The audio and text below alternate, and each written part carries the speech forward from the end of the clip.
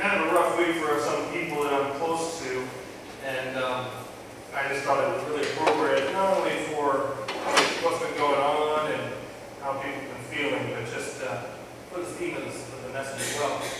But before we get into all that really heavy, thick stuff, I need your help.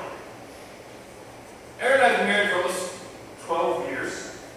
Yeah, almost 12 years. I think that's right. Yeah. And it's been a wonderful 12 years. You know, and most pastors will stand up in front of you and say, oh, my marriage is perfect. It's the greatest example of God's love for His church, and all this, that, and the other. But you know I'm not like most pastors. I'm a bit more honest than that. And like any good marriage, or any good relationship, if you're in one, you have disagreements. And Aaron and I are no different. We've had our significant disagreements throughout the years. We've had our spats with one another over the years. But there's been a couple of disagreements in particular that have kind of stuck with us for quite some time. And I've decided that since today, well, it's not my birthday today, as you all know, it's Tuesday. But since it's my birthday week, I've decided for my birthday, I want to finally resolve these disagreements, and I need your help. I need a mediator to resolve our significant disagreements. The ones that have kind of stuck with us for so long, they're almost like a pet in our home. You're wrong, she's right.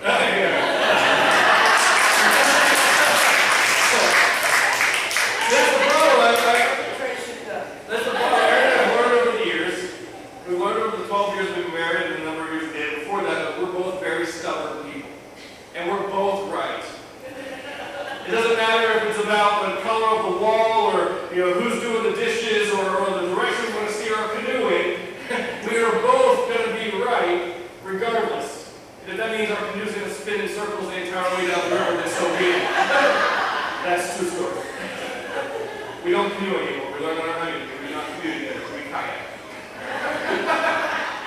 But these couple of issues have stuck with us for quite some time. And I just need you guys in the show of hands to tell me who's right and who's wrong. And just keep in mind, I'm your pastor. And I'm pretty sure I have some role in deciding who gets into heaven and who doesn't. Okay, that's not true. That's not true at all. But let's start. With that being said, let me tell you, the first disagreement we've had is, and this thing with our dishwasher. Alright? We've had a dishwasher. We've been fortunate to have a dishwasher pretty much our entire marriage. We've had one and, we use it. We probably shouldn't, probably don't need it, but we do. And when it comes to doing the dishes, I'm the primary one who loves the dishwasher. And we both have a general understanding of where everything should go. The plates go on this rack, the cups go on that rack, and the bigger cooking utensils go here, and the baby stuff goes there. And we know where everything goes, except for when it comes to the utensils and how you load the utensils. I'm of the opinion that when I'm pulling the utensils out of the sink, I have them in my handle first, that I should just be able to tip them down into the dishwasher and be done with it. And frankly, I want them that way because if I open the dishwasher, when they're done, I want to be able to reach in, grab them, put them in the drawer where they belong without risking slicing my hand on a butcher knife. That's my primary concern is. Erin, on the other hand, believes the opposite. She says you take the utensils and you flip them upright and you put them in. Forks go up, spoons go up, the knives should stick up in the air so that the water circulates around more efficiently. And I think that dishwashers, the guys who invented these things, they know what they're doing. They know how to get the water and the soap into the rack. They know how to clean them. It's just fun. How many of you say it's okay that all utensils should go facing up? Sharp knives go down. How many of you say? How many of you say it doesn't really matter? Barry, you gotta stick with me here. We talked about this before.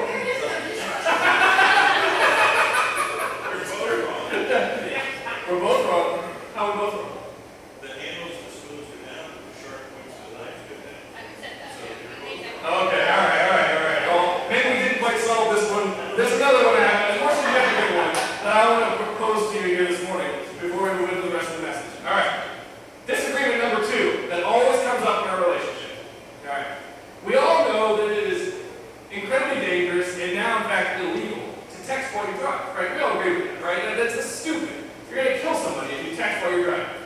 I spend a lot of time during the week doing my job on the road. I mean, I'm visiting clients, I'm finding employees, I'm tracking down care log sheets, I'm doing pastoral visits, I'm between North and South Hills all the time. Like, it's a busy week for me. I'm always on the road, and my phone is my office. I mean, everything comes through my phone. And so I find that the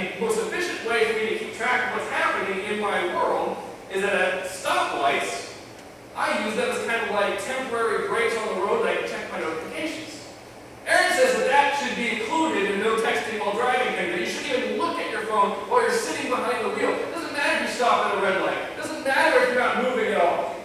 What matters is that you're behind the wheel. I differ with that. I think that that's just silly. Because you're not moving. You're not going to hurt anybody. If something's going to happen to you, it's going to happen to you. You can't change it. You're just sitting there. You're sitting down. Now, how many agree with me that it's okay to look at your phone while you're sitting at a red light or the car's motionless? All right. How many say Aaron's right? We should never even look at your phone at all. Oh, okay. Some of y'all ain't getting through the pearly gates, I can tell you that. All right. Well, again, we probably didn't quite resolve the issue. But the point I'm trying to make, is that every relationship has its disagreements, right? Every marriage, every relationship, everybody argues at one point or another. You can't get a relationship with another person, or another thing for that matter, even if it's a pet or something, without having some sort of, conflict, some sort of disagreement, some sort of argument. My question for you this morning is, how many of you have ever found yourself in an argument with God? An argument with God. This morning we're continuing our teaching series called The Bearded Men, and throughout the series we've been taking a look at some of the most obscure books of the Bible. These are books of the Bible that most people just gloss over. They forget it even exists half the time. Those minor prophets, those weird names, obscure names that come between, the Psalms, come after the Psalms, but end up coming before the New Testament. They're all really short, primarily short, and they're weird. When most of us, if we try to read them and we try to look through them, we see that the language is odd. It's written in a weird poetic form, and it just seems like the text is irrelevant to us, doesn't it? It seems like it doesn't make much sense. It's spoken to a different time frame of different people, and it's not in narrative form, so it's hard to really glean what God might be trying to tell us through these Old Testament prophets. Well, throughout this series, we've been looking at the prophets because I believe that, contrary to popular thought, God has a lot to say to us today through the prophets that we oftentimes overlook at this, simply because we don't understand how to read and we don't spend time with it. Throughout the past few weeks, we've looked at some of these prophets. We looked at Amos, Hosea, Micah. Last week, we looked at the prophet Jonah. And all of these prophets, what we're learning is that they address egregious sins and injustices among the ancient people in their specific time, in their specific place, their specific context. But unlike all the prophets we've considered thus far, the prophet we're going to look at this morning, he doesn't speak to a major group of people. He doesn't go to a big city and proclaim God's judgment against that city. In the text that we have, the prophet that we're going to look at this morning, his dialogue is with God himself. And in fact, it's an argument with God. It may actually be one of the few ever recorded arguments with God. This morning we're taking a look at the prophet Habakkuk. Prophet Habakkuk. It's even hard to say. It's so obscure. The ancient Israelites probably pronounced it Habakkuk, but we pronounce it Habakkuk. It's Habakkuk, in case you had trouble looking that up and finding out where it is in your Bible. But that's where we're going to be looking. It's a very short book, 3 chapters long, and it's extremely unique. And even amongst the prophets itself, he is very different than any of the other prophets. One of the ways he's very different is that we know nothing about him. We have no historical references to him whatsoever, other than what's in his own book. There is some references to him in ancient Jewish tradition, but they aren't necessarily considered true. It's more like just kind of tradition, cultural tradition that's generated over the years. But all we really know about Habakkuk is that he lived sometime in the latter half of the 7th century before Jesus, BC, before Christ.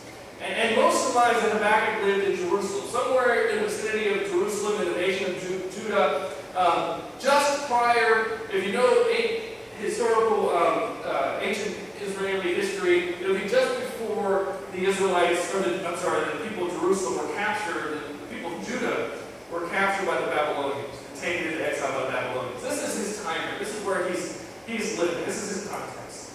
What we do know about Habakkuk from his own writing is that he has a pastor's heart. He's more than just a prophet. A lot of the prophets are very, they're accused sometimes of being judgmental, very critical, very, they challenge the status quo. Whereas Habakkuk, his heart is in that same vein, but it's also pastoral. He's worried about his people. And you can see that in his writings. You can see that in his conversation with God. He's worried about his own people. He loves God's law. And he wants to see the two reconciled. He knows that right now in his midst, what we're seeing in the text is that there's God's law and there's God's people, and the two are separate right now. They're living their own lives. They're not following God's law. They don't have a relationship with God, and they're doing their own thing. And as we've seen from some of the other prophets that we've talked about, the fact of the matter is the people of Judah have gotten rich and they've gotten power and they've gotten lazy. They've forgotten how to have a relationship with God, so they've kind of started taking advantage of people. They've forgotten what God's decrees were. And Habakkuk wants to see these two things come back together. He wants to see his people reconnected with God. He wants to see them back in line with God's law. He's torn. His heart is breaking for him. And so he cries out to God. Habakkuk, he's the one who initiates the conversation.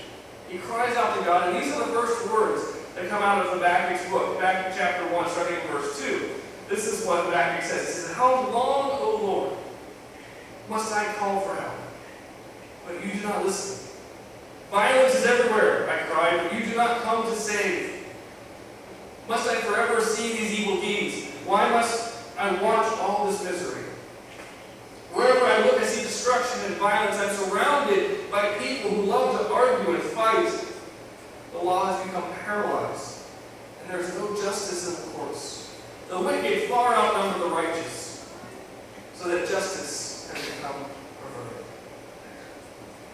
Habakkuk in his book starts out his conversation with God already frustrated. He's angry. And you can hear it in his tone, in the language he uses. He's upset. And he's not just upset because, the world he lives in is a mess. That's really troubling to him. He's very upset about the fact that there's evil and injustice all around him. He hates to see the violence and the way people are taking advantage of one another. But what more upsets him in this first chapter, in this first passage, is that he's been apparently crying out to God for quite some time. He's been praying to God for a while now, according to the text. And God, for whatever reason, he's not responding. Habakkuk doesn't feel heard. He doesn't feel acknowledged. He feels like God has just abandoned him. Habakkuk probably grew up in a family that taught him, just like many of us teach our kids, that if you pray, God will hear you. And if God hears you, things will change. And that you should pray to have things change. That God will respond to his people when they call out to him. And so having been raised in this belief, in this system, in this understanding that God loves his people and God wants the best for them, he's frustrated, he's angry by the fact that God's not responding. God's not fixing what is wrong in his world. He's seen more pain and suffering than he can bear. The people are bent on violence. There's endless division between the warring political and religious factions. The national leaders are more interested in their own power and their own wealth than faithfully serving the people. The justice system of the day is broken. Habakkuk is just sick and tired of the evil he sees around him.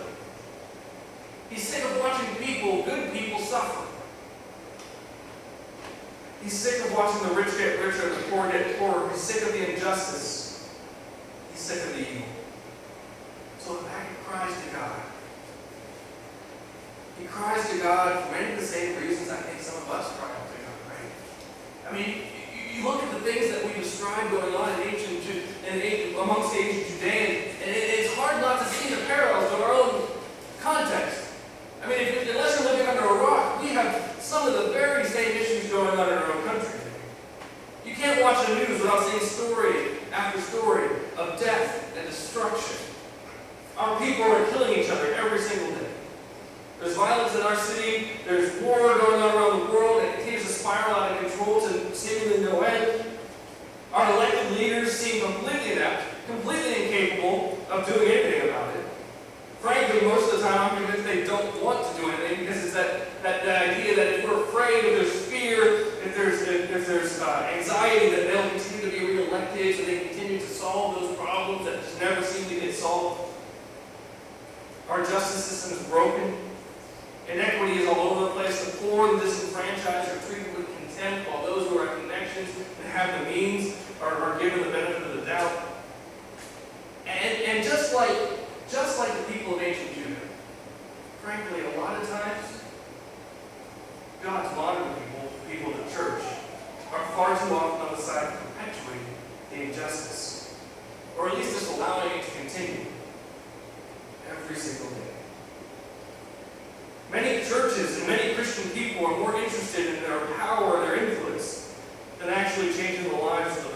and suffering.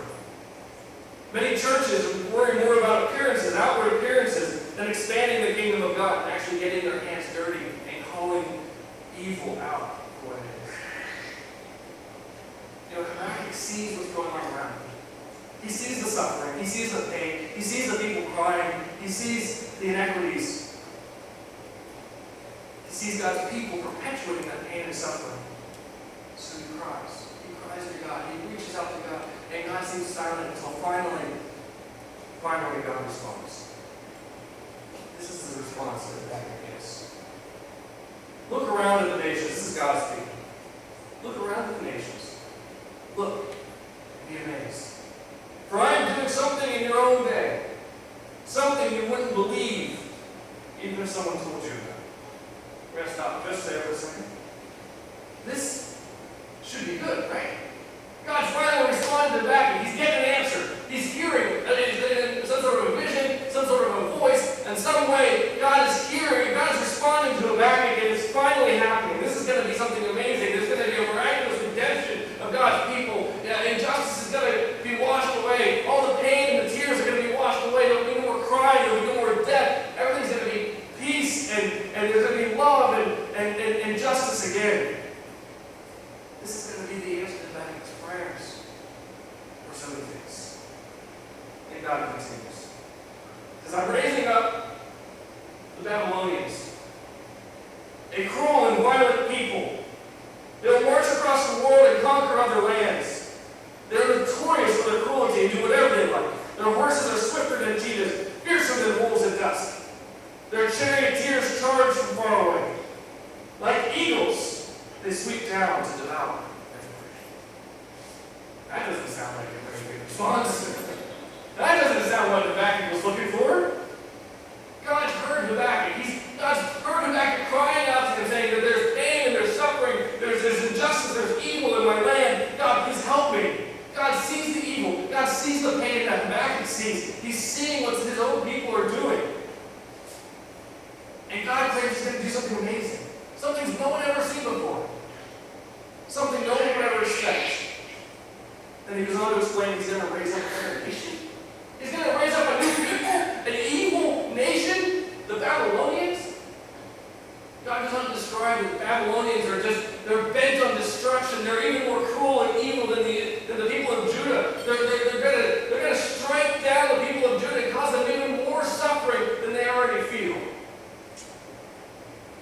God effectively tells Habakkuk he's going to take a bad situation, and rather than fixing it outright, right away, rather than doing what Habakkuk and any reasonable person, mind you, would have in mind as being the right thing to do, he's going to make it 10 times worse.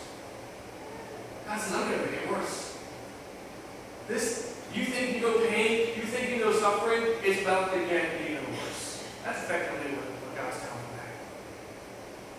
And so from this point on, through the rest of the 3 short chapters we have of Habakkuk himself, in his book, we get this back and forth between Habakkuk and God, where Habakkuk is saying, God, what are you doing? What are you talking about? How can you possibly use these evil people to correct us? Remember, Habakkuk, he knows that the people of Judah are evil. They're bent on injustice. They're bent on evil. They're bent on violence. He gets that. But they're still God's people in his mind. He still loves them. They're still special in his mind. This is like somebody coming to you and saying, look, your family's screwed up, so I'm going to take another family and I'm going to beat them even worse. I'm going to make it even worse for them. And any reasonable person would come and say, yeah, I know I've got problems with my family, but it's my family. How dare you? And so Habakkuk starts fighting with God. He starts arguing. He argues from a theological standpoint. He starts saying, God, you are righteous. You are pure. You cannot be in the face of evil. You cannot deal with evil whatsoever. How can you possibly use these people to do your will? How can you do that? He argues from a spiritual standpoint too. He says, look, God, the Babylonians, they don't like you. They don't even know you, frankly. And they're going to come into this our nation, they're going to wipe us out, and they're going to worship their own necks. They're going to worship their own military might, he says. They're going to make idols of their own weapons because of what you're allowing them to do. So he starts arguing from a theological perspective, from a spiritual perspective. He's doing everything he can to reason with God to say, don't do this, God. You're making the wrong choice. There's a better way to go about things. You have to listen to me. Habakkuk's shocked by God's answer. Frankly, I would argue that Habakkuk's probably angry with God. He's angry. He's been crying out for redemption. And now things are going to get even worse. It doesn't seem fair. Frankly, at this point, I'm not sure if Habakkuk can trust God to judge him. What's he thinking? Over the past few months, just to switch gears for a minute, over the past few months, my town is like square mile, the neighboring town, Bellevue, is out, it's like 2 square miles of a community. It's a small community, probably about like 15,000 people between the 2 neighborhoods. And in the past 3 months, 11 people that I have known, maybe went to high school with, had some sort of personal connection with, 11 people have died as a result of a drug overdose within about a mile from me. And these are all young people. These are people from between the ages of 20 and 40. Somewhere in that age range. All tragic, awful. There's an awful epidemic that's striking our region. I know many of you have been personally touched by it. I've been to more funerals. I think I was doing the math. I've probably been to more funerals for people my age or within my generation than my grandparents have been for people in their own generation in the past 3 months. That's how bad this situation is getting. Well, this past week I went to just yet another funeral. I went to actually the viewing for the daughter of one of my employees. The girl her name was Brianne, and she was my employee's daughter. She was just 30 years old. Just 30 years old. She left behind 3 young sons and died of a heroin overdose. When I got to the viewing, it was like I was walking into a room enveloped in hopelessness. I mean, that was like, you could feel it when you walked in. It's just like it hit you at the core. Like there's just a lack or a void of God in this space right here. No hope, no joy. I mean, obviously you won't have much joy at a funeral anyway, but you know you've been there, right? I mean, you've probably experienced it before. You've been to a funeral where it's like a Christian family and they experience that, they know the hope of God. And then there's those who don't, who are completely separated from God, have no idea that there's hope of resurrection, that there's hope of life eternal. And you walk into that space and you can just feel it. It's wrong. And so I got there, and my goal was just to come and be, I'm the woman's boss, and her daughter died. I wanted to go and just pay my respects and, give her a hug and tell her if there's anything I can do, let us know, and then go back about my day. Well, I went to the funeral home expecting to be there for like 15, 20 minutes. Ended up being there for a few hours because my employee came up to me and she said, "You're a pastor, right? We should probably have a funeral or something, do you think? Do you think we should do a service? Would you be willing to do a service for us?" These people didn't even know that they should plan a funeral. They had no idea. They didn't even know what happens next. They weren't even sure what to do. And so, of course, my heart just sank. Immediately, I knew that I had to do this. It's one of those, what one of my professors in seminary would call a divine appointment. It's one of those rare opportunities to really bring the light of God into an otherwise extremely dark place. And so I agreed to do it. And I spent the rest of that night writing a funeral service for someone I had never met. Other than her mother works for me, had no personal connection to her whatsoever. So I spent the next, number of hours just writing the service and planning this, and my heart was churning inside me, saying, how do I possibly bring the hope of God into this situation? How do I possibly bear some light into this incredibly dark situation? How do I help this family? My only connection connection to her was through her mother, as I said. And so I sat with her for a while, and I just tried to glean about as much from her as I could about Brianne's life. And throughout our entire talk, the one thing I heard repeatedly about Brianne's life was that it was a series of bad situations that continued to get worse. A bad situation after another bad situation just keeps spiraling until finally this ultimate tragic end. Her mom said, this is a quote, it just seemed like the more I tried to help, the worse it got. There's so many times I would think it can't get possibly any worse than this, right? And then it would. And now she's gone. I took that insight and decided that I would offer an unusual funeral message. One that I've offered things like this in the past, but something that's particularly unique. Instead of starting out the message for the funeral with some kind of uplifting scripture or something that pointed to the peace of God, I wanted to start about some other place. I wanted to start where this family was. I wanted to start at their level, in the way they were feeling.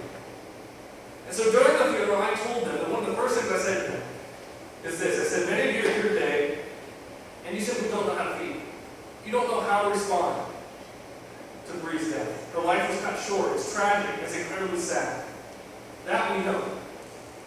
But some of us here are more than just sad. Frankly, some of us are angry. Angry at the addiction which stole her life. Angry at the circumstances and the people who fed her addiction. Angry at perhaps our own failed attempts to help her. And maybe, just maybe, some of you are angry with God for allowing this bad situation to get even worse. And I went on and told them about why I think it's okay to be angry with God. Because being angry with God, in my opinion, being angry with God is okay because, in my opinion, that tells me that you're at least acknowledging God is there. And I think God's okay with it for the same reason. I think God's okay with you being mad at Him for whatever's going on in your life, because at least at that point, you're admitting He's there someplace. He has some role in your existence. Because the opposite is oblivion. He doesn't exist. I often tell couples, if there's a relationship counseling situation or marriage counseling situation, I often ask, how much do you guys fight? And a lot of times they try to skirt around. They say, oh, everything's fine, it's really not that bad. And I know really, how much do you guys fight? Do you guys fight every night? Is it, every day? Is it once a week? What's it like? And honestly, the more they tell me they fight, and they're telling me they're fighting every day or fighting every night, I tell them good. Good. Because you're communicating.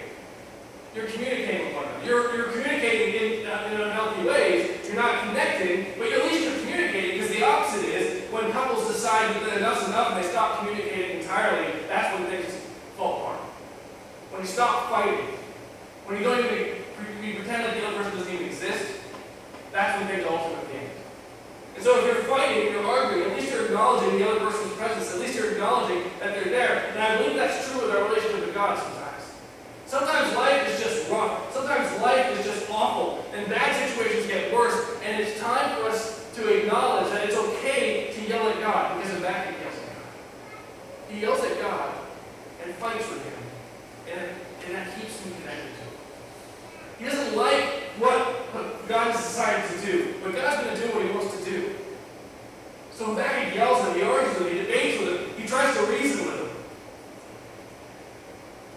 And ultimately, ends up reconnecting.